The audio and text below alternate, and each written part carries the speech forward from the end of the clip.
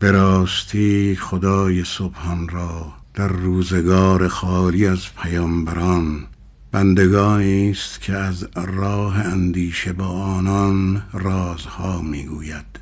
اینان همانند نشانه هایند که در بیابانهای بی نشان برپایند.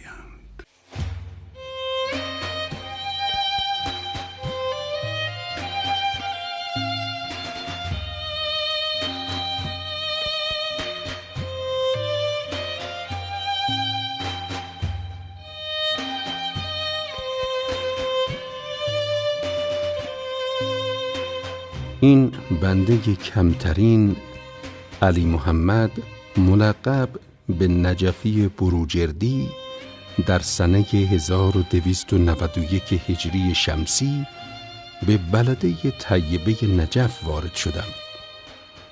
از عمر من در آن وقت بیش از 15 سال نمی گذشت و در ایران سلطان مملکت احمد شاه قاجار بود.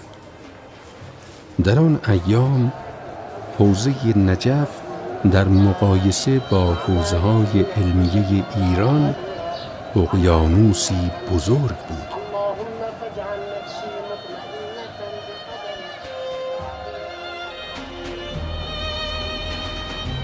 به مجرد ورود به جستجوی مدرسه‌ای برای تحصیل برآمدم. گفته شد مدرسه قزوینی‌ها از جاهای دیگر بهتر است. به نزد مدیر مدرسه رفتم و عرض حال کردم که تازه واردم و از بروجرد برای تحصیل آمدم. گفت همه حجره ها پر است و عذرم را خواست. اصرار کردم و گفتم غریبم، راه به جایی نمیبرم. کم بودن سن و سال من دلش را نرم کرد و خادم را صدا زد. خادم گفت تنها جایی که سراغ دارد گوشه انباری است. گفتم فعلا از آوارگی بهتر است.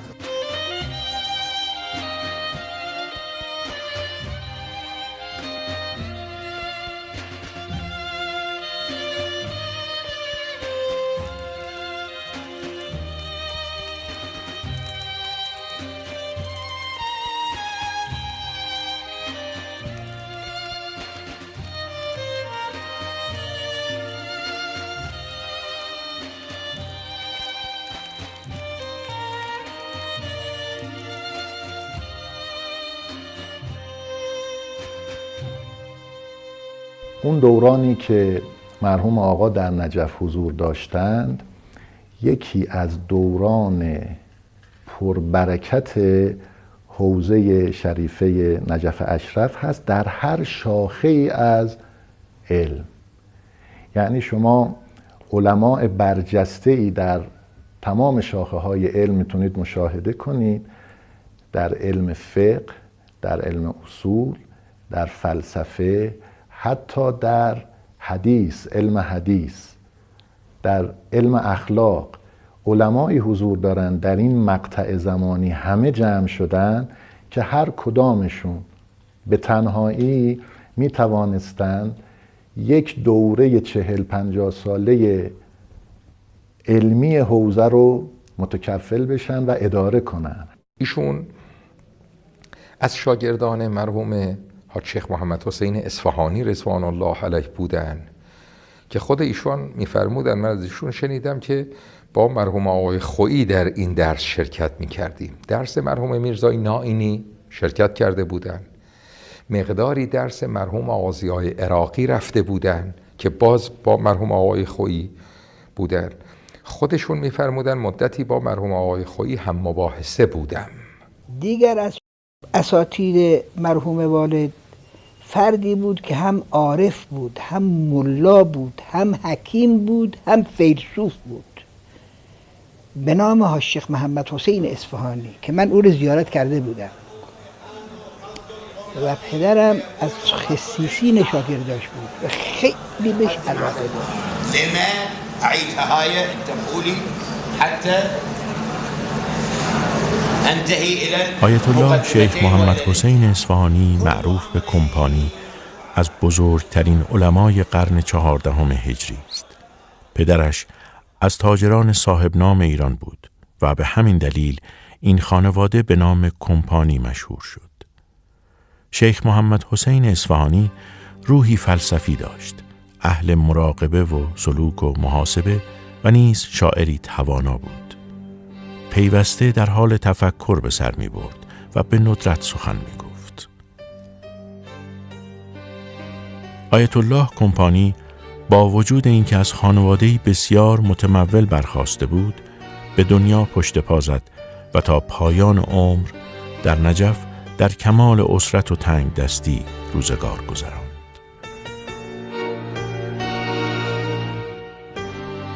و آقای عاشق محمد حسین هم تک پسر بودند و تنها فرزند ذکور پدر بودند و مال زیادی برای آقای عاشق محمد حسین پدر میفرستادن که برای تحصیل ایشون همه رو تقسیم میکردن بین طلاب، خودشون چیزی نگه نمیداشتن.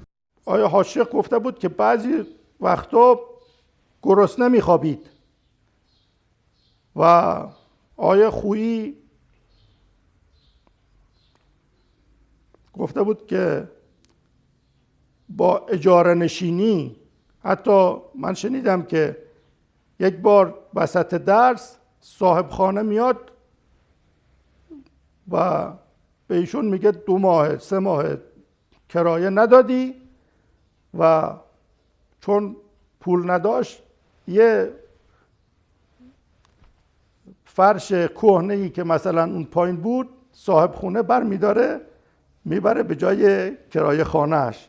بعد آقای بروجردی یا شیخ علی محمد بروجردی فرموده بودن که من میدونستم که ایشون دیگه انقدر واقعا قرض داشتن که نونوا به ایشون دیگه نون نمیداد، مغازه بقالی دیگه به ایشون پنیر نمیداد، دیگه نداشتن که بخرن و تمام خوراک ایشون شده بود هندوانه.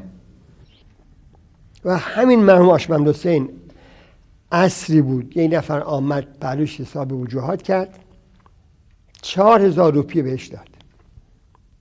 4000 روپیه کم پولی نبود. شب بعد از نماز مغرب عشا یه سید جوانی آمد خدمت ایشون، گفت من همسر گرفتم برام واجبه. 4000 روپیه رو بهش داد.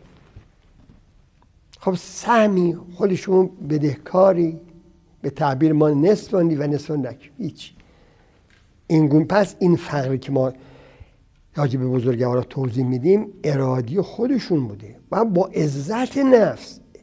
و اینها میخندیدن، اینا اصلا توجه به دنیا نداشتن، اینا عشقشون این بود که به دین خدمت کنن و سرباز امام زمان باشن.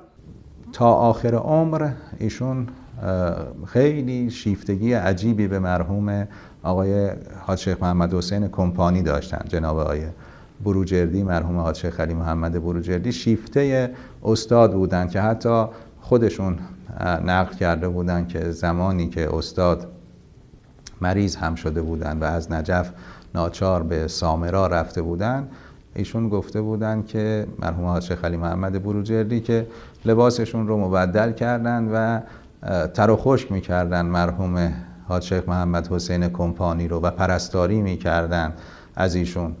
گفتن که یه عده آمده بودند زیارت و عیادت حاج شیخ محمد حسین کمپانی در سامرا، همینطور که حالا بحث کردن گفته بودن که این نوکر شما هم خیلی کار میکند، خیلی اخلاص دارد. سوال کرده بودن که منظورتون کیه؟ گفتن این آقا رو، حاج شیخ علی محمد بروجردی رو نشون داده بودن و مرحوم حاج شیخ محمد حسین کمپانی فرموده بودن که ایشون از علمای اعلام نجف هستند.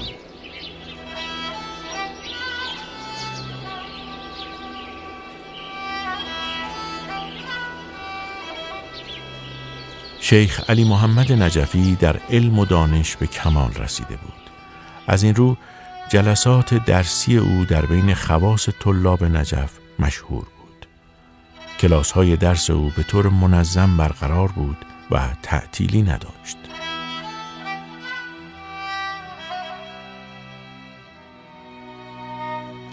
مرحوم آقای بهجت، مرحوم آیت الله بهجت رضوان الله علیه، که ظاهرا ایشون یه علاقه و ارادت خاصی به مرحوم آقای حاج شیخ داشتن.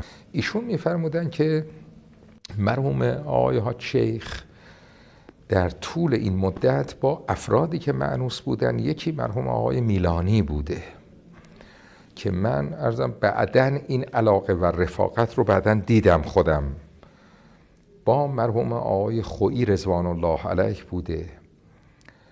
یه قدری هم با مرحوم آقای آستعبدالهادی شیرازی رضوان الله علیه نزدیک بودن و مأنوس بودن. به خاطر دارم که مرحوم عبوی میفرمودن که اون زمان حضرت اشقانی محمد بروجردی در نجف بودن، هنوز هجرت به ایران نکرده بودن. ایشان در بعضی از جلسات مرحوم عبوی میفرمودن که این روحیه و وضعیت اخلاقی که حضرت آقای بروجردی الان دارا شدن در میان اهل علم نجف، این به خاطر اون ارتباطاتی که خدمت مرحوم آقای قاضی داشتند و از محضر ایشان استفاده و تلمذ میکردن، این به اون دلیل و به اون خاطر است که ایشان یه ویژگی اخلاقی خاصی در میان علماء نجف پیدا کرده بودند. یکی از خصوصیاتشون فهم خوب مطالب علمی بود که ایشون مقرر درس قبل از درس آقای ناینی، یعنی بعد میشه بگیم، یعنی بعد از درس آقای ناینی همون مطالب رو برای یه عده دیگه از طلبا تقریر میکردن. که حالا یه شوخی هم یه وقتی مرحوم آقای ناینی گفته بودن اومدن برن به اصطلاح کرسی تدریس، اون منبر برن بالا، ایشون رو دیدن گفتن فلانی دکانی در مقابل دکانمون باز کردی مثلا، یا مشتریات بیشتر از ما هست. شوخی مزاح اینجوری هم باشون داشتن.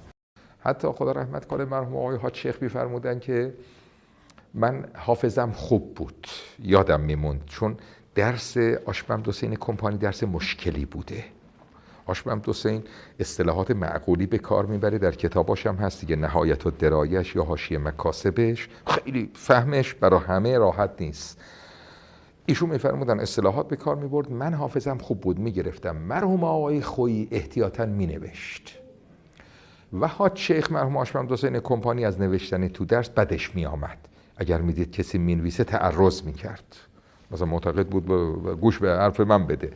ایشون میفرمود مرحوم آقای خویی یک کاغذی، یه دفترچه این زیر عبا گذاشته بود و دقیق، چون جمعیت کم بود دیگه، حاج شیخ گاهی نگاه میکرد معلوم شد این زیر یواشکی مینوشت. اینم مرحوم حاج شیخ نقل میکردن. ایشون شاگردی همچین کسانی رو کرده بود و از نظر علمی سطح بالایی بود، متاسفانه کمتر شناخته میشد. مرحوم آیت الله نجابت نقل میکردن که شیخ علی محمد بروجردی روزی چندین تدریس داشتن. در همون زمانی که خودشون هم درس میخواندن، 2 تا درس خودشون میخواندن، 4 تا درس میگفتن، بلکه بیشترشون میگفتن 5-6 تا درس میگفتن و 2 تا درس هم خودشون میگرفتن.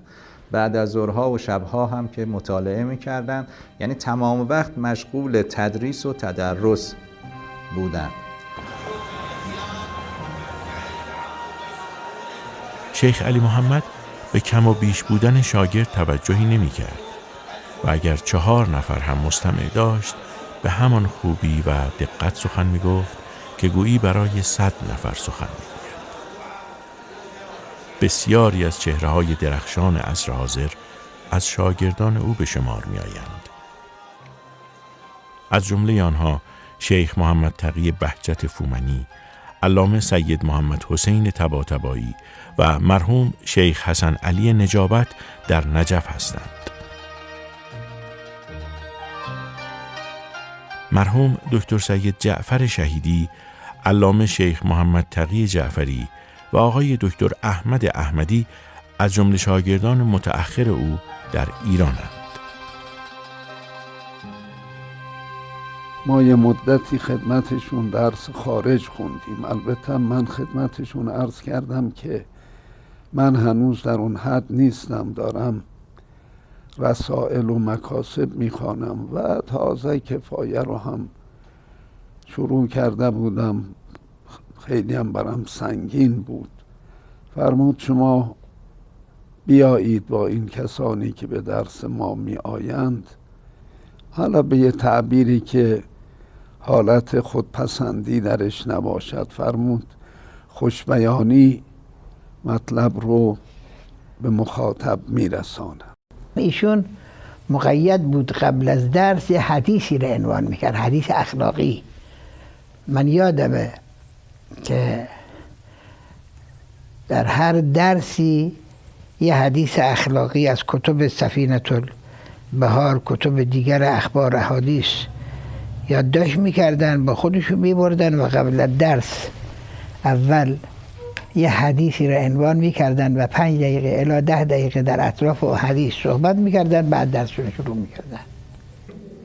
همیشه در مجالس که نشسته بود سر رو به زیر انداخته بود، گاهی اگر مسئله‌ای داشت یا قصه‌ای داشت میگفت یا گوش میکرد، تا مطلبی اگر ذکر میشد که راجع به کسی بود یا چیز بود، مرحوم آقای حاج شیخ نهی میکرد همونجا که رهاش کنید، صحبتش رو نکنید. درسن که میفرمودن در بین دست بهش مباحثه علمی بحث میکنن، میگه شد میگه نشد، بالاخره بحثون. آقا گهگاهی عصبانی هم میشد، گهگاهی شال باز میکرد به حال عصبانی بشم، جنگ علمی. بعد آقا میفرمود چه کنم علی محمد بالاخره بعد درسون پس بدم، به این طور خودش اینقدر ظاهرانه. گوش علی محمد باید درسش پس بده، شما درست میگید. بیان رسا گویا بدون تکرار با زبان فصیح فارسی و گاهی اشعار فارسی رو به قدری زیبا میخوند و معنی میکرد، معلوم بود که به زبان فارسی هم مسلط است. بیان رسا مثل یه پهلوان وارد میدان میشد. به طلبه ها زیاد سفارش درس خوندن میکردن. هر طلبه ای که میدیدن، مخصوصا به بچه هاش میگفت درس درس درس تا میتونید درس بخونید. قبل از اذان صبح بیدار میشدن، بعد باز قبل از طلوع آفتاب میرفتن قبرستان هر روز. بعد میآمدن منزل، یک صبحانه مختصری میخوردن و شروع میکردن به تدریس. طلبه ها میآمدن همون منزل. ایشون هر روز میرفتن قبرستان. این یکی از چیزایی بود که من در زندگی ایشون همیشه مشاهده میکردم. ما صبحها که میرفتیم منزلشون برای درس، احساس میکردیم که این مرد از مناجات شب اونقدر لذت برده، اونقدر ذکر برای او حلاوت و شیرینی داشته است که نورانیت این مناجات شبانه در چهره او کاملا آشکار بود. حتی اکثر شبا ما زمانی که شب خواب بودیم در حوزه، ایشون اکثرا برنامه‌اش این بود، شبا قبل از نماز صبح میامد، کلید داشت، در میانداخت، کلید میانداخت، در رو باز میکرد، نگاه تمام حجرات رو میگشت، کی بیداره، کی خوابه، کی مطالعه میکنه، کی مطالعه نمیکنه.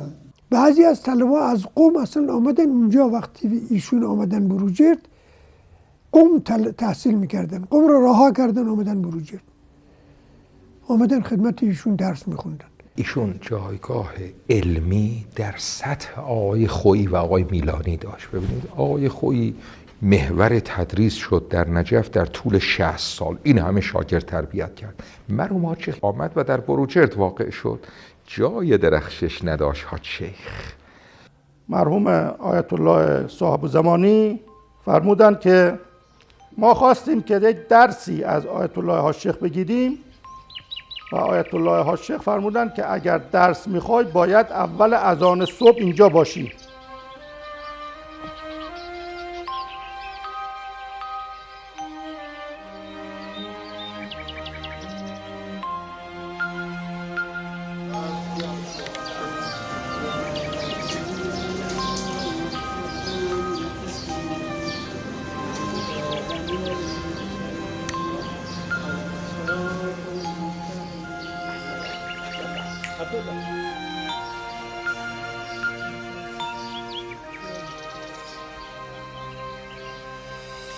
در نجف عیش تمامه. به چی عیش تمامه؟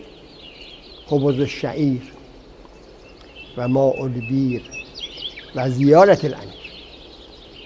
خبز الشعیر و ماء البیر، نان جو، آب چاه. زیارت الامیر، غم غصه استلام خدمت امیرالمومنین تمام. فشار فقر خدمت آقا تمام. و زیارت الامیر. نجف وادی ایمن هست. با کمترین امکانات بیشترین درس رو می‌خواندند طلاب. منتها این فقر یک مقدارش فقری بوده که به لحاظ اقتصادی حاکم بوده بر جریان نجف، به خصوص در بین طلاب، و یک مقدار زیادش فقری است که خودخواسته هست. قید همه چی رو، همه امکاناتی میزدن. مرحوم علامه طباطبایی اینجور بود، مرحوم آقای حاج شیخ عباس قوچانی وصی آقای قاضی اینجور بود. خود آقای قاضی که مظهر فقر تام مادی بودند. مرحوم آقای اشقر محمد بروجردی تمام عمر این گونه بود. ایشون اونقدر اون زمان در مضیقه، اون زمان که شهریه نبود، اصلا شهریه به طلبه داده نمیشد، اونقدر در مضیقه بودن گاهی مثلا پولی که نفت بخرن، چراغی که بتونن از چراغ از روشناییش استفاده بکنن، در حالاتشون هست گاهی اونم نبود. نفتمون تموم شد، چراغ دیگه نداشتیم که باش مطالعه کنیم. در اون بر اتاقم، حجرم، جایی بود که برای قضای حاجت می رفتن دستشویی. اونجا یه چراغ موشی بود. چراغ موشی یه حلبی بود و یه فتیله‌ای داشت و سرش روشن میکردن، دودم از بالاش در میمد، دیگه لعاب و شیشه اینا نداشت. چراغ موشی دستشویی روشن بود. فرمود برای مطالعه فردا مدتی آمدم اونجا بایستادم، تحمل اون ناراحتی ها رو کردم و از اون چراغ استفاده کردم و چراغ نداشتم مطالعه کنم.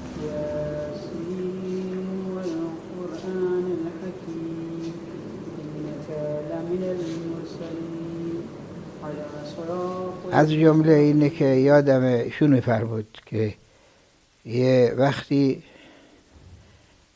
چیزی نداشتم برم، پولی نداشتم برم غذایی تهیه بکنم، فکر میکردم از کی بگیرم قرض. هر کی فکر کردم دیدم او هم وضعش مثل منه. بعد مدتی فکر کردم، یادم آمد من خرمه ها که میخوردم حصه هاش دور نمی انداختم. یه کته مانندی تو اتاقم بود، حصه ها رو اونجا جمع میکردم. به ذهنم آمد این حصه ها رو بردارم بفروشم به مسگرایی که دیگر سفید میکنن، مثل سفید میکنن، چون دیدم اونا حصه ها رو میسوزونن به جای زغال. تا چند وقتی از اون پول من زندگی کردم. این سختی و رنج های مفصل و همه مراجع میکشیدن و از جمله مرحوم حاج شیخ علی محمد بروجردی و اعتنا نداشتن به این مسائل، چون بزرگوالا افق فکرشون جای دیگری بود، منظر و مقصد جای دیگری بود. حتی میفرمود گاهی گرسنم میشد، میخواستم برم از کسی پولی قرض بکنم، روم نمیشد و دراز میکشم کتابام میگذاشتم رو دلم که ضعف بهم فشار نیاره. اینقدر تحمل میکردم.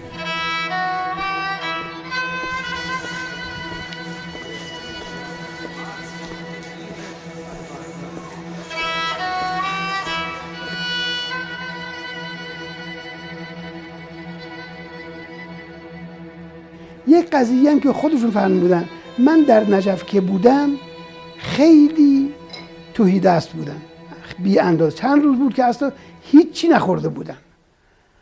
رفتم تو صحن گنبد آقا امیرالمومنین نگاه میکردم. یک آقای عربی اومد دست من بوسید، گفت آقا یک استخاره میخوام.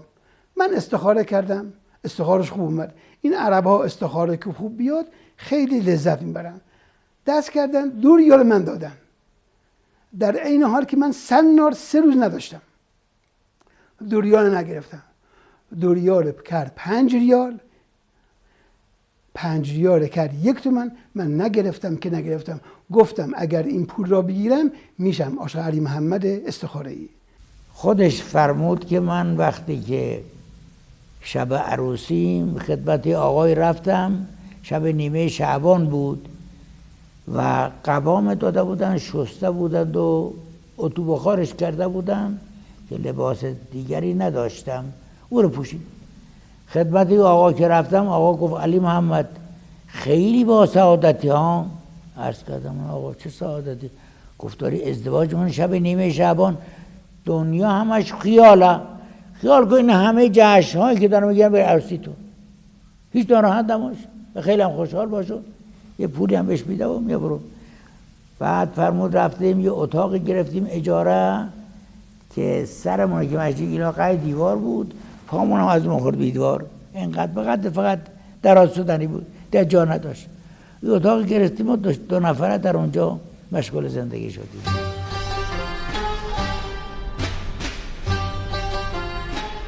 رضوان خدا بر آیت الله شیخ علی محمد نجفی بروجردی، اول مجتهد و اول متقی در نجف بود. خدا رحمت کند ایشان را. خودش فرمود 7 سال همه کارهایم را تعطیل کردم، درس، مباحثه، و مدام در محضر آقای قاضی بودم تا اینکه قشنگ جانم در کالبدم قرار گرفت. آقای آیت الله شیخ علی محمد نجفی برای ما مثل یک گوهر بود. هرچه گویم عشق را شرح و بیان، چون بشقایم خجل باشم از آن.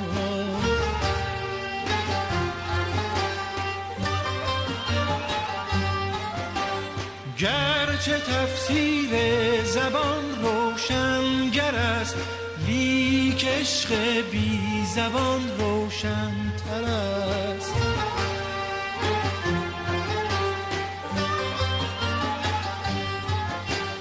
آفتاب آمد دلیل آفتاب،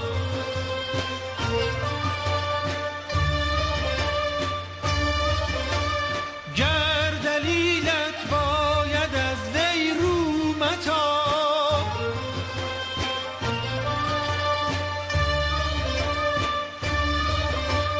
از برای حق صحبت سالها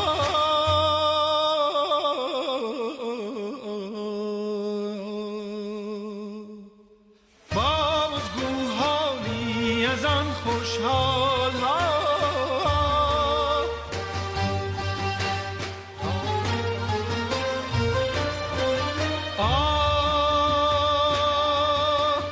من چه گویم یک رگم هوشیار نیست، شرح آن یاری که او را یار نیست، که او را یار نیست.